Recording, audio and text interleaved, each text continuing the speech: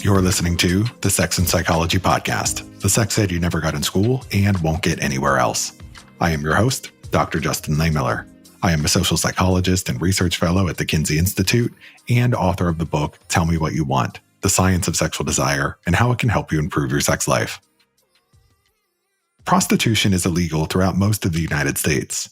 However, in the state of Nevada, there are a few counties where it is legal and where business is booming. Currently, there are close to 24 legal brothels in the state, where a lot of the sex work takes place. In today's show, we're going to go inside one of these brothels and talk to the madam who manages it. Some of the topics we're going to address include what the job of a brothel madam is really like, the most rewarding and challenging aspects of the job, and the steps that brothels take to ensure safety and respect for sex workers. We're also going to address common myths and misconceptions about brothels and sex work. People have a lot of preconceived notions about the sex work industry, so prepare to have some of those ideas challenged. My guest today is Tara Atkins, who has served as the madam of the world-famous Mustang Ranch for 17 years. As the madam of this property, Tara is responsible for hiring and training the courtesans. Additionally, she provides counsel to the women, offering support on financial and personal matters to ensure their success as independent contractors and beyond. This is going to be another fascinating episode. Stick around, and we're going to jump in right after the break. If you love the science of sex as much as I do, consider becoming a friend of the Kinsey Institute at Indiana University. The Kinsey Institute is the world's premier research organization on sex and relationships, and you can help them continue the legacy of Dr. Alfred Kinsey, whose pioneering research changed everything we think we know about sex. Visit kinseyinstitute.org to make an impact. Your donations can help support ongoing research projects on critical topics. You can also show your support by following Kinsey Institute on Facebook, Twitter, and Instagram. Thank you for supporting sex science. Hi, Tara, and welcome to the show. Thank you. Thank you for having me. Well, thanks so much for joining me. So, as someone who manages a legal brothel, I gotta say, I'm very curious about your journey into this area. So, how did you get into this line of work? How did you become a brothel madam? Well, I've been in this business for almost 30 years. So I started way back in the day when Joe and Sally Conforti owned the Mustang Ranch. That was back in the 90s. And then I took a little break and came back when, Lance Gilman and Donnie Gilman bought the Mustang Ranch off of eBay. That's quite a story. It's hard to kind of piece together. So when Joe Conforti lost the Mustang Ranch, the feds took over. And then all the workers left because we didn't want the feds to be running a brothel because they knew nothing about running a brothel. And then a lady took over that was laundering money over to Conforti at that time. So then they shut down Mustang Ranch for good. So the building itself went on sale on eBay. And so Lance Gilman bought the property. But at the time, he was building the Wild Horse Saloon, which is the building we're in now, was built from the ground up.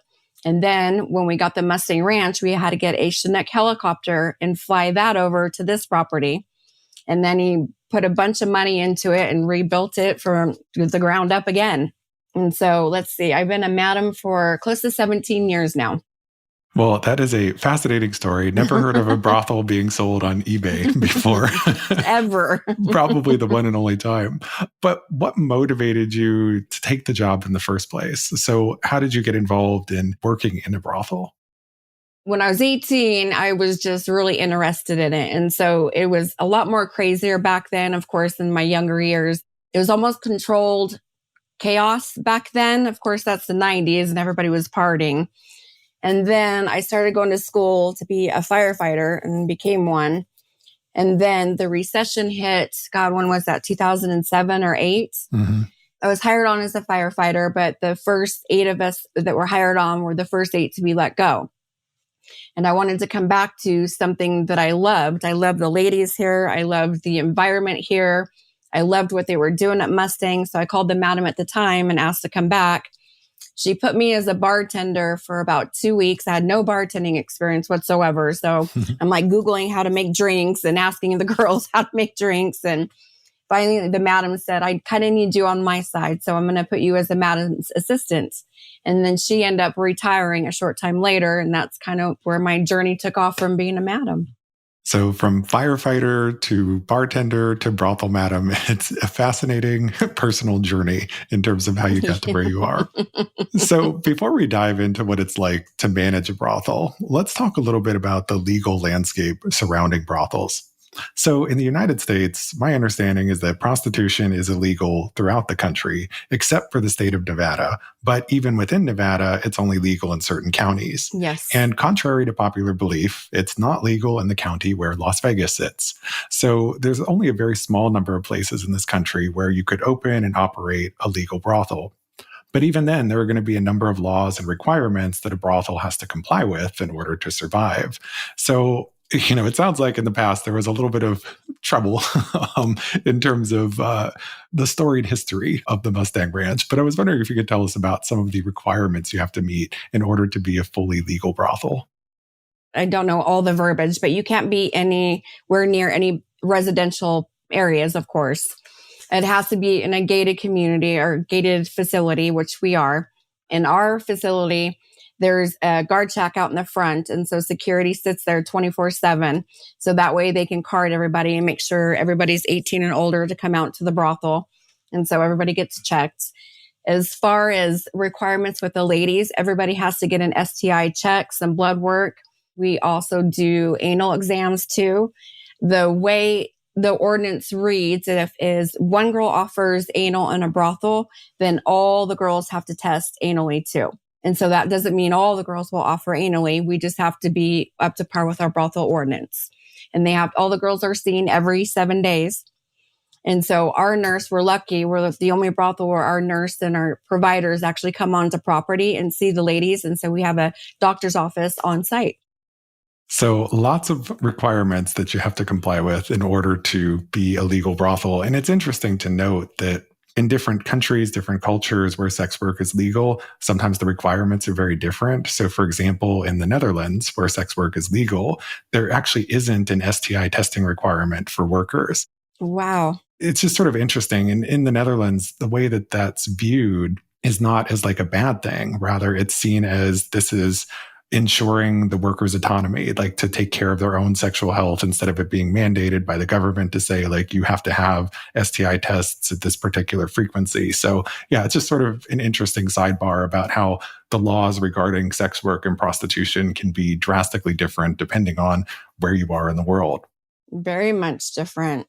So the word brothel probably conjures up a specific mental image for a lot of people, but I think the reality of the place you work at, the Mustang Ranch, is probably quite different from what people might expect.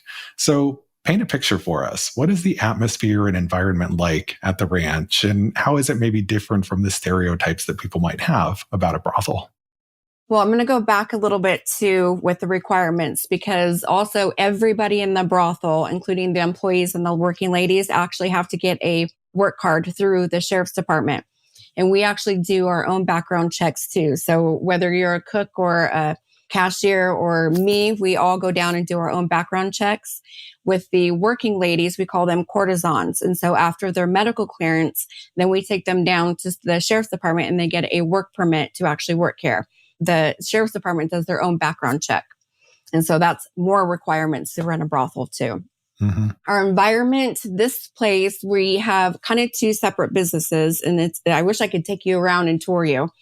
It's a huge facility. We have a full bar and restaurant in the front. And so you can come out and get a drink, have some lunch, get some dinner.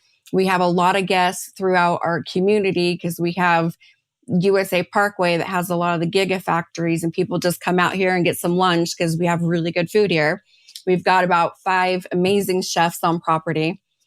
And then we have a firewall, and then you come through into the brothel side. And so over on this side, we have over 30 bedrooms, 4 suites for all the ladies to reside in. And so when a lady books her tour, usually it's about 2 weeks at a time. And so that's her bedroom for her 2 weeks. And that's where she takes her customers if she wants, or she can take them into a suite. We have a full kitchen. We've got a gym. We got a pool. We got a hot tub. And then the building across the street, the original Mustang, there's 32 bedrooms over there. Let's see, 3, 4, 5. There's about 6 other suites across the street, another pool, another hot tub. an accounting department. It's huge out here. It is a resort. Yeah, I was just going to say, it sounds like it's a full like vacation resort in a lot of ways. It's funny because the girls, they get so, I don't want to say spoiled, but you'll hear them say, well, now I got to go home and I got to cook my own meals. And now I've got to do my own laundry because we have a full staff of housekeeping here too. So when they go home, they're like, oh my God, I got to cook for myself now. Yeah, it's funny what you said about having great food because sometimes brothels and sex clubs have the best food. Like there was this place we went to in Atlanta a few years ago. We had a sexuality research conference that was held down there. And there was this strip club that was advertised as having like the best wings in, in the country. So of course, we had to go and try it for the wings. So that's funny because we have a strip club in Reno. And when I was younger, they had the best food there. And so we would go down every Sunday and watch football. And they had steak and lobster. And heck yeah, I'm going to go to the strip club and have some good food. So managing a brothel must involve a pretty unique set of responsibilities. So what does your job as the manager of a brothel look like? Tell us about what a typical day for a brothel madam might be like. So there's no typical day. Every day is different. I'm dealing with anywhere from 25 to 30 ladies a day. So this morning, for example, one of the ladies is having a hard time and texting me, she needs some personal time. And so immediately before I got on here with you, I had to bring her in and kind of calm her down because she was in her thoughts and her mind. And so we had to take her outside and go for a walk, kind of decompress and, get in touch with nature for a minute and figure out what was going on in her mind that was giving her so much anxiety. There's 3 different shifts here. There's 9 a.m. to 9 p.m., 3 p.m. to 3 a.m., and 9 p.m. to 9 a.m. because we're a 24-hour business. And so I just make sure all the ladies are on shift and kind of going in the bar, greeting customers. I kind of watch their money. If they're not making money, that's a personal conversation. Is there something going on with her or does she not want to be here? You're almost playing mom to everybody. Even when the ladies are not here, they reach out to me if something's going on at home as well. And hiring ladies, we probably get about 10 to 15 applications a day. It's really hard to get to know somebody over the phone. And so we try and get everybody in here we can. I mean, we're scheduled out for probably a year and a half at this point, but that's when you really get to know somebody is when they get here on property to see if you're a good fit for us and we're a good fit for you. And we just had 2 ladies come in last week and never had worked at a brothel before. And one of the ladies lasted about 3 days and she called me and she's like, this is the place I want to come back to, but right now it's just not a good time. I'm having problems with my nanny, but I want to leave on a good note because what you guys are doing is everything is right. Everybody's so kind and accommodating and you're just helping these ladies. I want them all to be successful. I try and teach like a 5-year plan, be here for 5 years, but what's your plan after that? Are you going to go to school, buy some property, a business? I try and help and teach and guide those ladies to have a plan too. Yeah, it sounds like you're pulled in a lot of directions and you're playing the role of den mother in a lot of ways, but also kind of the role of therapist in some ways as well when the people who work for you are having emotional issues or other things like that or struggles with the job and having to help them through that. And then also serving in the role of a mentor for them as well in terms of thinking about your future plans and what it is that you want to do. Also, fun fact, part of your job probably also involves monitoring and responding to Yelp reviews. I'm guessing a lot of people had no idea that you could leave a brothel review on Yelp. Yes, but I was reading some of them before the show, and several people talked about what an amazing burger you have in the lounge. So our burgers are so good. Oh my gosh, they're so good. I'm going to have to come for the food at some point. Mm-hmm. Something we've talked about many times before on this show is the importance of doing a regular sex check-in with your partner. But how exactly do you do that? How do you introduce the idea and create a space for vulnerability and honest communication? Vegucated is here to help. Vegucated is where toe-curling pleasure meets expert-backed education. They have more than 100 courses that can help you to enhance intimacy and spice up your sex life. One of their courses is called the Sex Audit, and it will walk you through the entire process of doing an audit of your intimate life that culminates in a healthy and productive conversation with your partner. It teaches you how to do a check-in with yourself first to figure out what's working and what isn't in your sex life so that you can tap into your deeper needs and desires before sharing these with a partner. This course also guides you through how to actually have that conversation in a supportive way that fosters meaningful connection and understanding. Whether you're looking to enjoy sex more, master some spicy new techniques, improve your communication skills, or boost bedroom confidence, Beducated can help you to level up your intimate life. Get 50% off the yearly pass by using my last name, Laymiller, as the coupon code. Try Beducated risk-free with a 14-day money-back guarantee. Check the show notes for the link and be sure to use my last name to claim your discount. So, what do you find to be the most rewarding aspect of your job, and what do you find to be most challenging in managing a brothel? The most rewarding. I love coming to work every day and seeing these ladies and making new connections, even with the customers and seeing our regulars that have been coming here for 5, 10, 15 years, or meeting new people that come in, or meeting new girls and seeing my girls that have been here with me for years and just being a part of their lives. I think that's the most rewarding. The most upsetting part is when I do have to break a contract with a lady. I try and tell the ladies, I'm very limited on my rules here. Just don't lie to me. I hate lies. Like, everything can be a conversation. We can work through it. Don't steal. Don't bring drugs in here because we're a drug-free facility.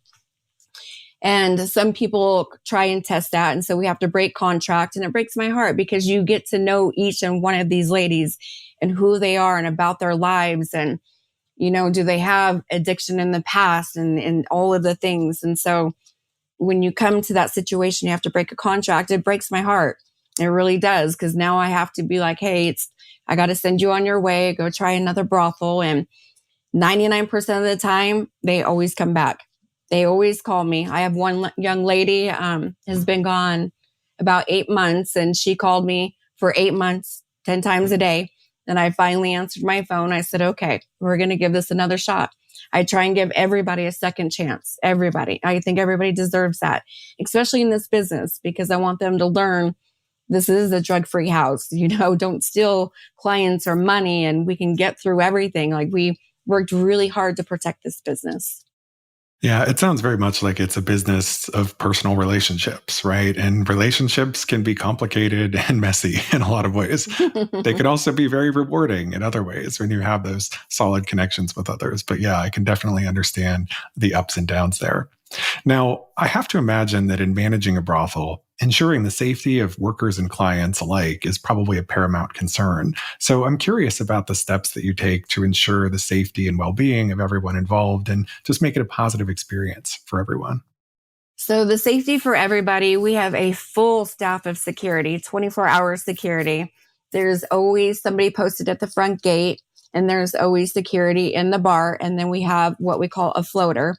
And that is security walking around, checking all the rooms and checking the whole entire property. And then they switch out every 30 minutes.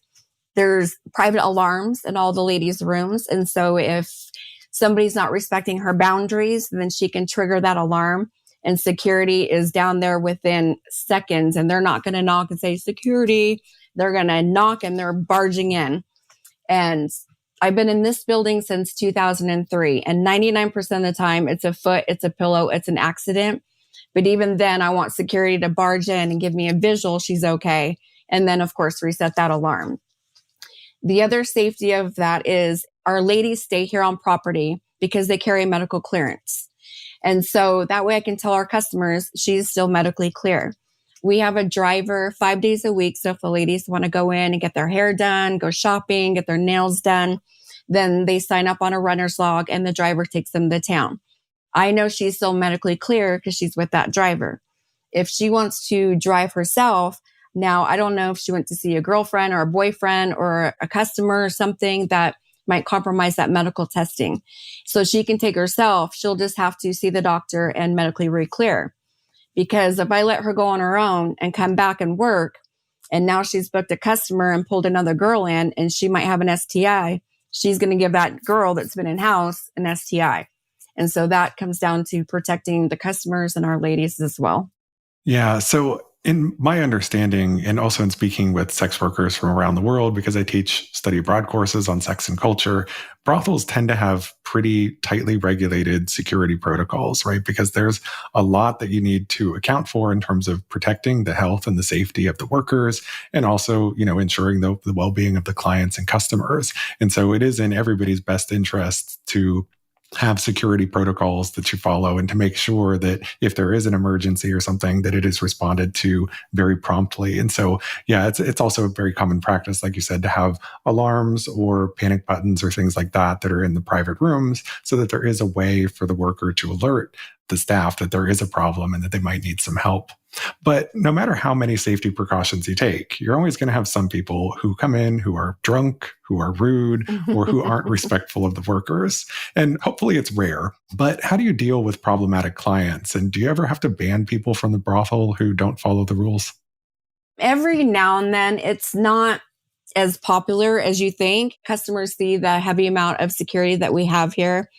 Our security team trains and they are amazing. And I almost call it verbal judo, because instead of going, like, we have a no cell phone rule in the bar because we don't want customers taking pictures of girls. I don't want girls having their phones out and taking pictures of other ladies, so nobody can have their phones out. And so you're right, we'll get bachelor parties in here and it might be that one drunk guy that keeps taking his phone out and security has approached him 10 times. And so now, me being the female, or I have parlor hostesses, sometimes that women's approach, hey, I understand, like, I'm constantly on my phone, but let's put your phone away and I'll buy you a drink and let's focus on all the beautiful ladies that are around here. Let me buy you some lunch or some dinner. So we try and decompress that situation. If there is an incident, then we just ask him to sit out in his car and wait for his friends, or we'll call him a cab, get him home safely. We really don't have major problems. And if and when we do, our sheriff's department is amazing. They respond with kindness and respect. I had a lady not too long ago that had a really bad stalker boyfriend, and she was getting all these messages on her phone. And she's like, I don't know how he found out I was here. And so I go out, because I've had this happen before. I go out to her car, get under her car, and there's 3 trackers under her car, which she had no idea they were there. Oh, wow. So now he's threatening he's going to come out here. And so I called the sheriff's department because she was terrified of him. And bless our sheriff, he had a deputy out here within minutes. That deputy sat out at our gate for 12 hours waiting for this individual to show up. And so we have an amazing support people around us that are here for us when situations do arrive.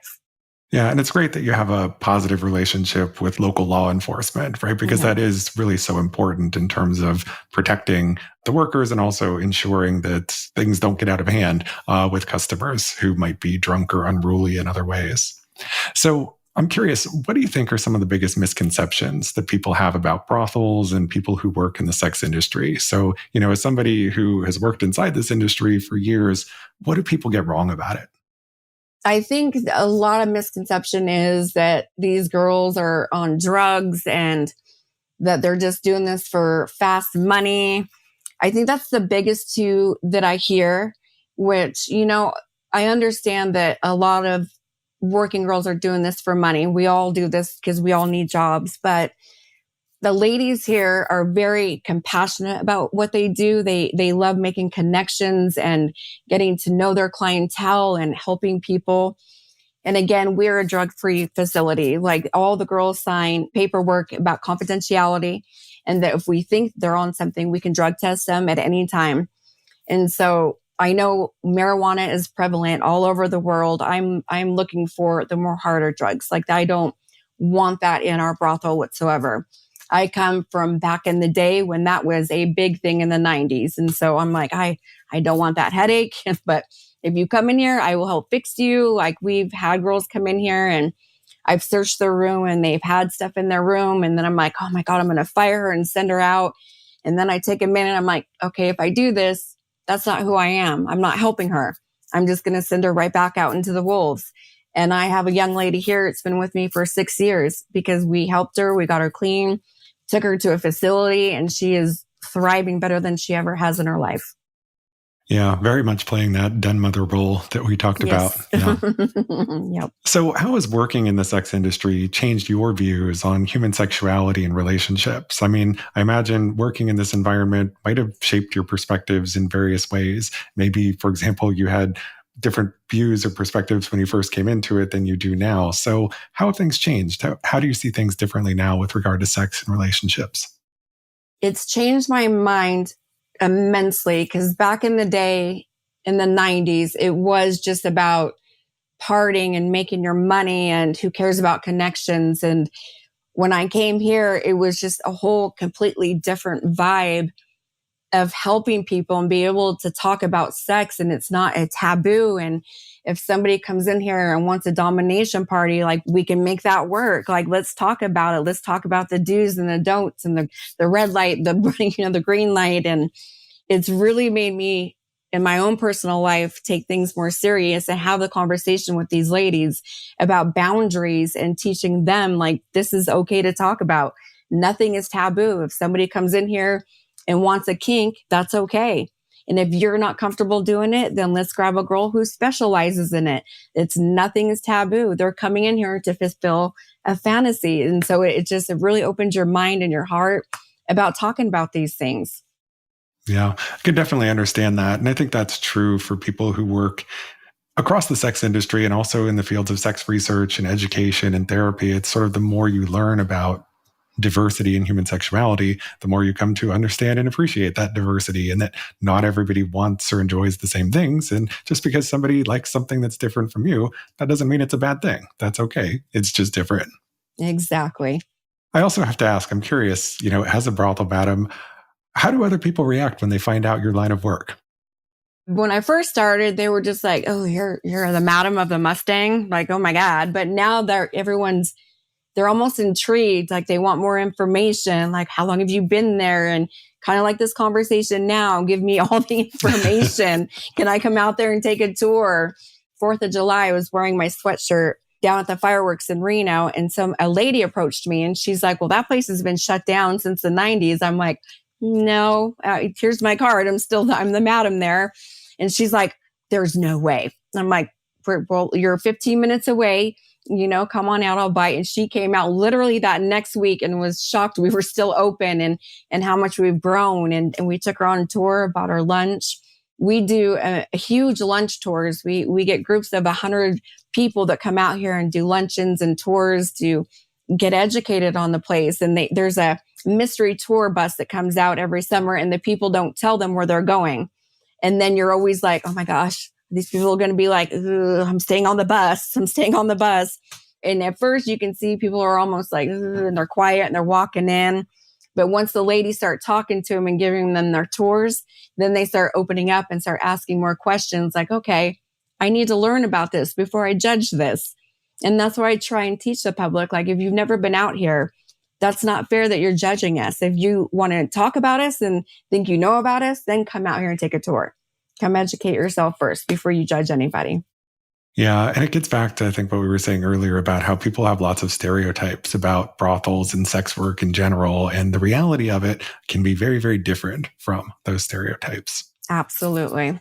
This has been so fascinating, Tara. I'm looking forward to continuing our conversation in the next episode and diving even deeper into the world of legal brothels. Yay. Thank you. Can you please tell my listeners where they can go to learn more about you and your work? Yes, they can go to our website, mustangranch.com. I got to read my Instagram. Let's see. It's Madam Tara _Mustang Ranch. Or I'm on TikTok now, and it's Madam Tara Exit 28. Well, thanks. And I'll be sure to include links to all of that in the show notes. Thank you again for your time. I really appreciate having you here. Thank you for having me so much. Thank you. Thank you.